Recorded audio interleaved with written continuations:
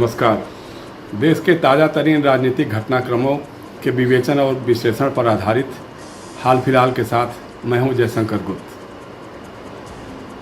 अगले साल देश की 7-8 विधानसभाओं के चुनाव होने वाले हैं।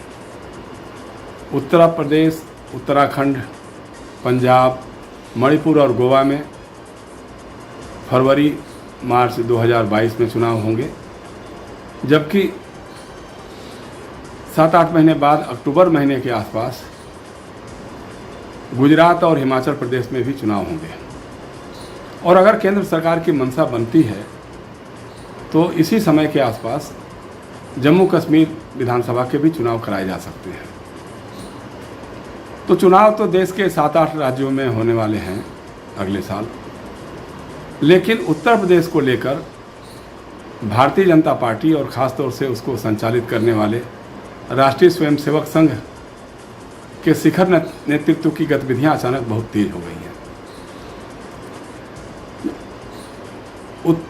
भारतीय जनता पार्टी के संगठनात्मक मामलों के जो राष्ट्रीय प्रभारी महासचिव हैं संघ के प्रचारक BL संतोष जी लखनऊ आए। उसके कुछ ही दिनों बाद जो संघ के सर कार्यवाह दत्तात्रेय होसबोले जी हैं वो भी लखनऊ आए। इन लोगों ने विधायकों से, सांसदों से, मंत्रियों से, संगठन के पदाधिकारियों से, जनप्रतिनिधियों से गहन और गूढ़ चर्चाएं की। इस बात का जायज़ा लिया कि साहब विधानसभा के चुनाव अगर होते हैं अभी 6-7 महीने बाद, अगर क्या होना ही है तो उसमें भाजपा का भविष्य क्या होगा। तो जो फीडबैक था इसके पहले भी संघ के लोगों ने और भाजपा के लोगों ने भी जो अपने अंदरूनी सर्वेक्षण कराए और भी ओपिनियन पोल्स हुए, उन सब के जो रुझान आए वो भारतीय जनता पार्टी के बहुत अनुकूल नहीं दिखाई दे रहे थे। इसको लेकर के ही भारतीय जनता पार्टी का नेतृत्व और राष्ट्रीय स्वयंसेवक संघ का नेतृत्व अचानक सक्रिय हो गया। इस बात पर पहले विचार हुआ कि साहब नेतृत्व में परिवर्तन होना चाहिए। खासतौर से प्रधानमंत्री नरेंद्र मोदी जी और गृह मंत्री अमित शाह जी यही चाहते थे कि उत्तर प्रदेश में योगी आदित्यनाथ जी के रहते हुए शायद भाजपा की नैया पार नहीं हो पाएगी, तो इसलिए नेतृत्व परिवर्तन होना चाहिए। लेकिन उसको लेकर के एक तरह की तनातनी हुई और आदित्यनाथ जी ने उसे इनकार कर दिया। तो संघ के नेतृत्व को ऐसा लगा कि साहब अगर अब इस समय नेतृत्व परिवर्तन होता है तो उसका लाभ कितना मिलेगा ये नहीं कहा जा सकता, लेकिन नुकसान ज़्यादा हो सकता है, क्योंकि योगी आदित्यनाथ के जो समर्थक हैं, उनकी जो हिंदू वाहिनी है, वो हो सकता है कि खेल बिगाड़ने में ज़्यादा सक्रिय और सफल हो पाएगी। तो बहरहाल जो संतोष जी की मीटिंगें हुई, दत्तात्रेय होसबोले जी की बैठकें हुई, उसके बाद जब दिल्ली पहुँचे लोग तो दिल्ली में भी कई राउंड बैठकें हुई, और एक जो बैठक हुई राष्ट्रीय स्वयंसेवक संघ के जो शिखर नेतृत्व की, उसमें सरसंघचालक मोहन भागवत जी भी रहे। उन बैठकों में भी बहुत मंत्रणा हुई, बहुत गूढ़ मंत्रणाएं हुई, और उसका लबोलुआब ये निकला कि साहब वो नेतृत्व का परिवर्तन इस समय जो है वो भाजपा के लिए फ़ायदेमंद नहीं होगा। तो चुनाव तो अब योगी जी के नेतृत्व में ही लड़ा जाएगा, लेकिन ये देखने की बात है कि वो अगर अपने कार्यशैली में थोड़ा सुधार करें और राज्य का जो उनकी मंत्रिपरिषद है उसका पुनर्गठन हो, जिसमें कुछ सक्षम लोग शामिल हों। अब सक्षम लोगों में से माना गया कि साहब वो एक गुजरात में जब मोदी जी मुख्यमंत्री थे गुजरात में, तो उस समय से उनके साथ लगे हुए वरिष्ठ नौकरशाह जो उत्तर प्रदेश में मऊ जनपद से ही आते हैं, अरविंद शर्मा जी, उन्होंने VRS लिया और उनको उत्तर प्रदेश भेजा गया, भाजपा की सदस्यता दिलाई गई और विधान परिषद में उनका चुनाव भी हो गया। तो ये चर्चा हुई कि साहब वो अरविंद शर्मा जी को मोदी जी तो चाहते थे मुख्यमंत्री बनाना, लेकिन नहीं बन पाए। तो ये हुआ कि साहब वो आदित्यनाथ जी अपने मंत्रिमंडल का पुनर्गठन करेंगे और उसमें अरविंद शर्मा जी को उप मुख्यमंत्री या गृह मंत्री के साथ कोई बड़ा प्रभार के साथ उनको वरीयता दी जाएगी। लेकिन सुनने में आया कि साहब योगी आदित्यनाथ जी इसके लिए भी तैयार नहीं हुए। और अभी जो कल का राजनीतिक घटनाक्रम है कि उत्तर प्रदेश भाजपा के संगठन में कुछ बदलाव हुए हैं छोटे मोटे, उसमें अरविंद शर्मा जी को जो उप मुख्यमंत्री बनने आए थे, मुख्यमंत्री बनने आए थे, उनको प्रदेश भाजपा का उपाध्यक्ष बना दिया गया। प्रदेश भाजपा के अध्यक्ष हैं स्वतंत्र देव सिंह। अभी तक उनके साथ 16 उपाध्यक्ष थे, तो एक 17वें उपाध्यक्ष के रूप में अरविंद शर्मा जी का भी नाम मनोनयन हो गया। अब इसको किस रूप में देखा जाएगा? कुछ लोग कह रहे हैं कि साहब ये अरविंद शर्मा के जरिए उनके साहब तक ये मैसेज देने की कोशिश की गई कि योगी आदित्यनाथ जी पैरेलल सरकार नहीं चलने देंगे यहाँ पर, या किसी और को। बल्कि उन्होंने कहा भी था कि साहब हम मंत्रिमंडल का फेरबदल तो कर सकते हैं, लेकिन किसी को गृह मंत्री बनाना या उप मुख्यमंत्री बनाना अपने लिए संभव नहीं है, हम त्यागपत्र दे सकते हैं। तो इन सारी बातों को लेकर के भाजपा और संघ परिवार में जो बेचैनी बढ़ी, उसको लेकर के सक्रियता तो बढ़ गई है। अभी ये सुनने को आ रहा है कि ये संघ का जो नेतृत्व है, शिखर नेतृत्व है, वो जुलाई महीने के पहले पखवाड़े में उत्तर प्रदेश के चित्रकूट में लंबी बैठकें करेगा। उन बैठकों में ये रणनीति तैयार की जाएगी कि अगले 6-7 महीने के बाद, 8 महीने के बाद जब उत्तर प्रदेश में विधानसभा के चुनाव हों, तो उसमें भाजपा के लिए फलाफल ज़्यादा से ज़्यादा फायदेमंद हो कि नहीं, एक विवाद का विषय है। क्योंकि जो रिपोर्ट्स आ रही है, बता रहे हैं लोग कि पिछले 4 वर्षों में जो भारतीय जनता पार्टी का जनाधार है, उसमें आक्रोश काफ़ी बढ़ा है। महंगाई बढ़ी है, बेरोजगारी बढ़ी है, भ्रष्टाचार बढ़ा है, कानून व्यवस्था की हालत बहुत ही बदतर हो गई है। आए दिन बच्चियों के साथ बलात्कार होते हैं, दलितों और अन्य पिछड़ी जातियों के साथ अत्याचार और उत्पीड़न की घटनाएं बढ़ रही हैं। पिछले चुनाव में जो खासतौर से ब्राह्मण समाज भारतीय जनता पार्टी के साथ, चाहे विधानसभा का चुनाव हो, चाहे लोकसभा का 2019 का चुनाव हो, भाजपा के साथ बहुत मजबूती के साथ खड़ा हुआ है। ये समाज भी अपने को उपेक्षित और उत्पीड़ित महसूस कर रहा है। अन्य पिछड़ी जातियों और दलितों में जो गैर जाटव दलित समाज के लोग हैं, वो लोग भी पिछले चुनाव में भाजपा के साथ बड़ी मजबूती के साथ जुटे थे। उन लोगों का जो ताना बाना था, जो सामाजिक समीकरण था, वो लगभग छितर बितर हो गया है। तो कोशिशें हो रही है कि उनको भी कैसे पटा करके लाया जाए, फिर से अन्य पिछड़ी जातियों को और गैर जाटव दलित जातियों को भाजपा के साथ जोड़ने में कोशिश की जाए। इसको लेकर के आरएसएस का नेतृत्व रणनीति बनाने के लिए चित्रकूट में बैठेगा।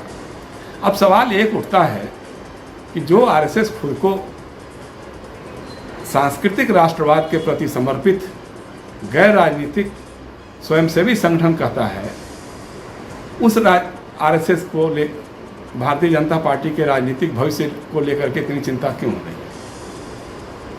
आप अगर राजनीतिक संगठन नहीं है, राजनीति में आप नहीं हैं, तो ठीक है, आप अपना काम करिए। सांस्कृतिक राष्ट्रवाद, हिंदुत्व के बारे में जो आपकी बातें हैं वो आप करते रहिए। लेकिन अब उसको थोड़ा अगर हम पीछे जाकर के देखें तो 1926 में जब डॉक्टर केशव बलिराम हेडगेवार जी ने आरएसएस, राष्ट्रीय स्वयंसेवक संघ की स्थापना की थी, उस समय से लेकर के अभी तक आरएसएस के लोग यही कहते रहे हैं आधिकारिक तौर पे कि राजनीति से हमारा कोई भी लेना देना नहीं है, हमारा कोई सरोकार नहीं है, हम सांस्कृतिक गतिविधियों तक सीमित हैं। देश के अंदर संस्कारित युवा पीढ़ी कैसे तैयार हो, भारत माता की रक्षा कैसे हो, इस कामों के लिए हम समर्पित हैं, वो हमारा काम है। लेकिन एक दूसरा सच ये भी है कि भारतीय जनसंघ से लेकर के भारतीय जनता पार्टी को आरएसएस की राजनीति की इकाई के रूप में ही देखा जाता है, और जनसंघ से लेकर आज तक भारतीय जनता पार्टी की जो रीति नीति और कार्यक्रम हैं, जो बड़े राजनीतिक फैसले हैं, वो संघ की मंजूरी के बिना कभी अमल में नहीं लाए गए। यहाँ तक कि भारतीय जनता पार्टी के जो संगठनात्मक मामलों के प्रभारी महासचिव होते हैं, वो आरएसएस के एक प्रचारक ही होते हैं। अपवाद में कोई एक दो नाम किसी राज्य में हो जाए तो नहीं कहा जा सकता, लेकिन आमतौर पर ऊपर से नीचे तक जो संगठनात्मक मामलों के प्रभारी महासचिव हैं, वो आरएसएस के प्रचारक ही होते हैं। और संगठन में सबसे महत्वपूर्ण पद वही होता है। अध्यक्ष कहने के लिए हो सकते हैं, महासचिव कहने के लिए हो सकते हैं, लेकिन जो सबसे निर्णायक भूमिका होती है वो आरएसएस के प्रचारक की होती है, जो संगठनात्मक मामलों के प्रभारी महासचिव होते हैं।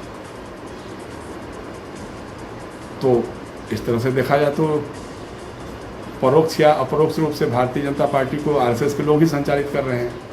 और इसके बाद भी आप देखें तो जो गुजरात में जो आंदोलन हुआ था, छात्रों का आंदोलन हुआ था, या नवनिर्माण आंदोलन, वही बढ़ करके जब आगे बढ़ा तो हुआ, जिसके चलते गुजरात की विधानसभा को भंग करना पड़ा था, चुनाव हुए थे और कांग्रेस सत्ता से हट गई थी।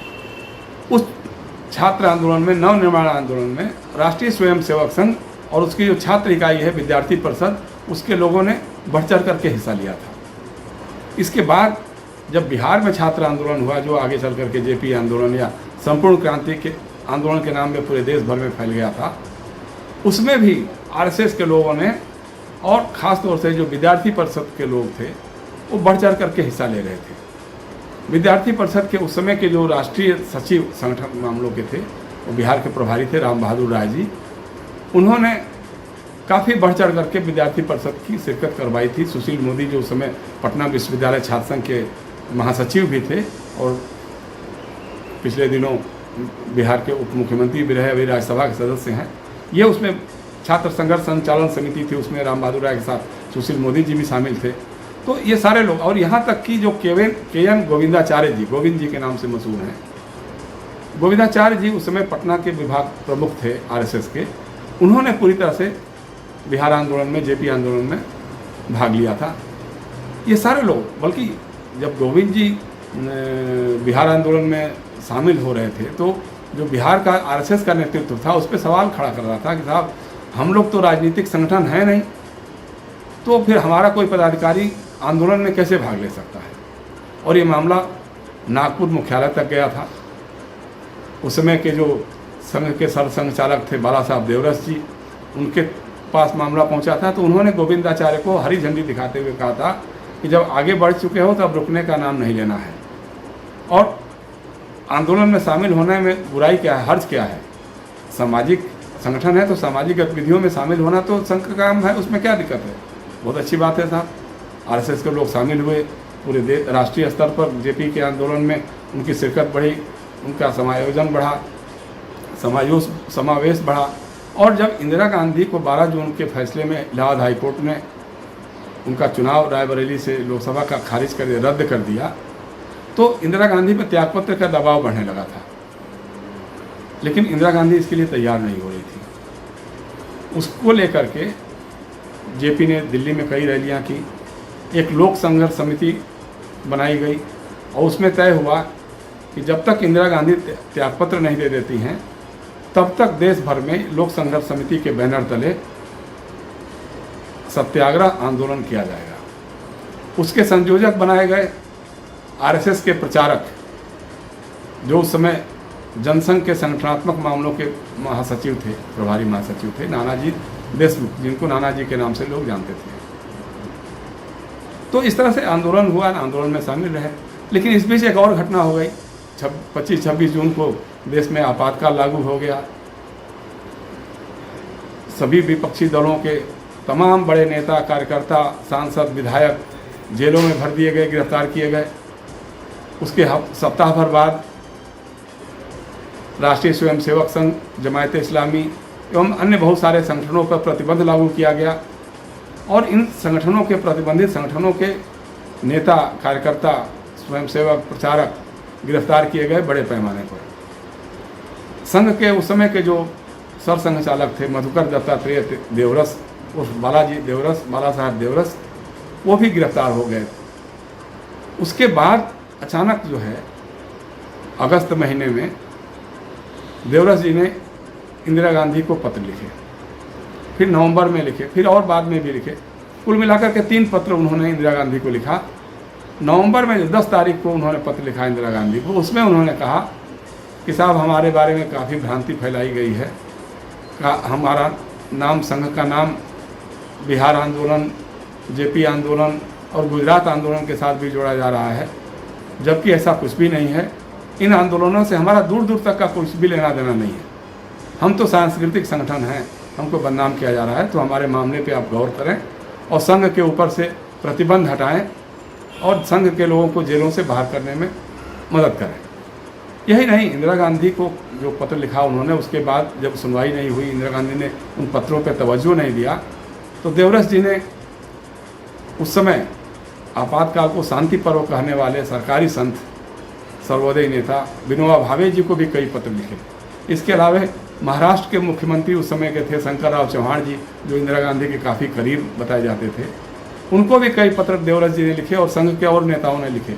और ये भी कहा कि साहब एक वचन पत्र पर हम लोग दस्तखत करके बाहर आएंगे, सरकार को लिख कर देंगे कि हम किसी तरह की राजनीतिक गतिविधियों में भाग नहीं लेंगे और आपातकाल का विरोध नहीं करेंगे। मैंने तमाम बातें थी उसमें। और ये भी कहा कि साहब जो इंदिरा जी के 20 सूत्री कार्यक्रम है, संजय गांधी के 5 सूत्री कार्यक्रम हैं, उनमें हम रचनात्मक सहयोग भी करेंगे। तो ये सारी बातें हुई, लेकिन खैर अभी इन बातों पे बहुत लंबी बहस का विषय हो जाएगा, इस पर कभी आगे हम लोग चर्चा करेंगे। लेकिन संघ का जो राजनीतिक है कि नहीं राजनीतिक है, इसको लेकर के लगातार विवाद बना रहता है। और आधिकारिक तौर पर भले ही कहे आरएसएस कि हमारा राजनीति से कोई सरोकार नहीं है, लेकिन व्यवहारिक तौर पर देखा जाए तो भारतीय जनता पार्टी की राजनीति को परोक्ष या अपरोक्ष रूप से आरएसएस के लोग ही संचालित करते रहे हैं। तो हाल फिलहाल में आज बस इतना ही, मुझे इजाज़त दीजिए। फिर किसी और दिन किसी और ज्वलंत मुद्दे पे हम लोग बैठेंगे, विवेचन करेंगे, विश्लेषण करेंगे। नमस्कार, धन्यवाद।